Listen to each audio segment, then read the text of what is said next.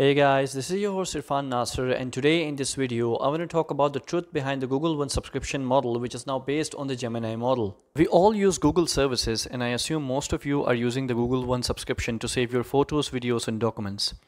I have personally been using this service for 5 years now. I initially started using it in 2019 when I began uploading all my photos and videos to Google Photos.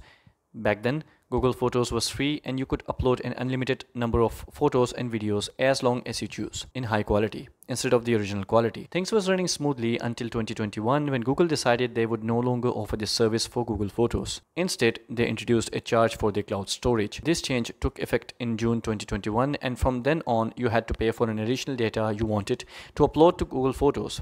The plans start at 50 gigabytes and go all the way to 2 terabytes, and in some cases even 5 terabytes, depending on what you need. Since 2022, I have been using the Google One subscription-based model to store my photos, videos and documents.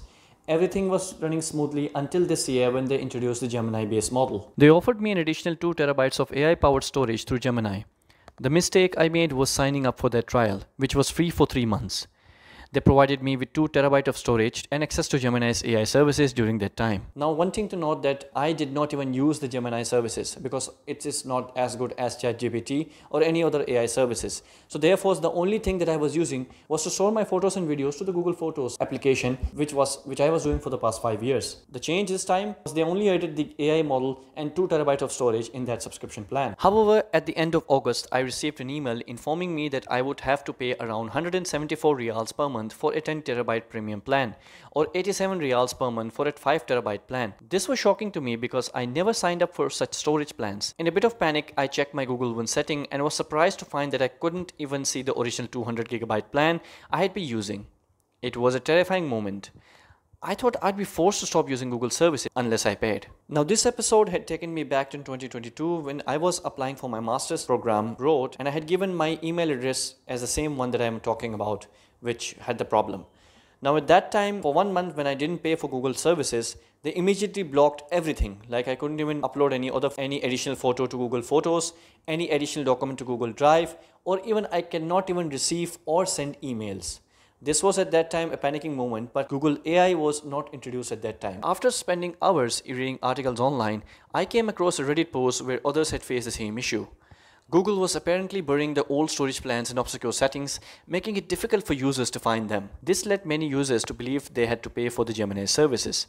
Now, I don't care about the Gemini AI and I don't use it, so I just wanted my 200 gigabytes of storage back. After digging through Google's interface, I finally found the old storage plan which had been buried somewhere hard to find it. I've included the link in the description so that if you're facing the same issue, you can easily revert to your original storage setting. So, how did I get my old storage back? So first of all, I had unsubscribed to the existing 2 terabyte Gemini AI plan from the Google Play Store settings.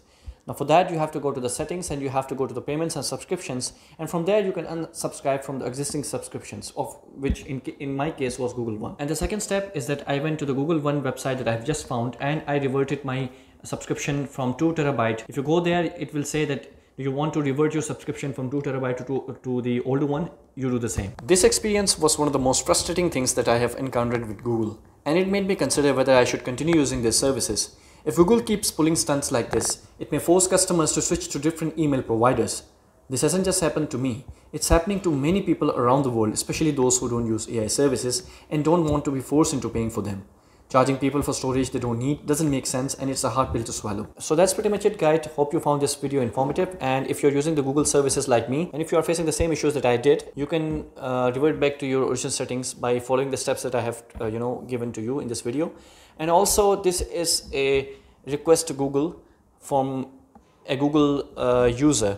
Now, I have been using this Google services for like 14 years now, and I don't want to change my email address. So please, Google, this is a kind request from a guy from Pakistan, that do not pull stunts like this. It makes life very much difficult for us, the consumers. If a service we are not using, that why would we have to pay for like that, And you should not, bury the old settings into somewhere else we cannot find. Now you did pull up stunts like before, like you know, apps like Hangout and Orchid, you kind of discontinued that, although many people were using it. But these kind of services like Google Photos and Google Drive are actually being used by a lot of different applications on a day-to-day basis, like WhatsApp. WhatsApp is using the Google Cloud services in order to store the backup files. Also Google Drive, you know, office work, a lot of things we are using it, you know. So therefore, this is a request from a consumer that please do not do these things to us, and if you are doing it, kindly let us know the solution to the problems that we don't want to face. And another thing I want to tell to the general audience and the general people, if you are a professional, maybe doctor, engineer, or some other professional, I would recommend that you should not use the same email address for professional work and also for photos and videos. Instead, if you want to upload your photos and videos, you should create another Google account and you should use the services by paying them.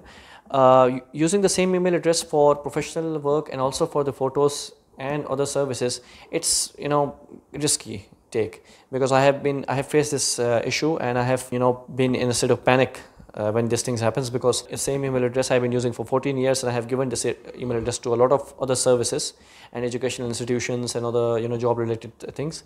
So therefore, it's better that if you should not use the same email address everywhere. You should change it for a sec. And Google, if you continue to do things like this will drive consumers away from the Google services as a whole, not as a whole, but obviously the email address. So thank you very much for watching, guys, and if you like this video, make sure to give this video a thumbs up and subscribe to my channel for more content. Peace out.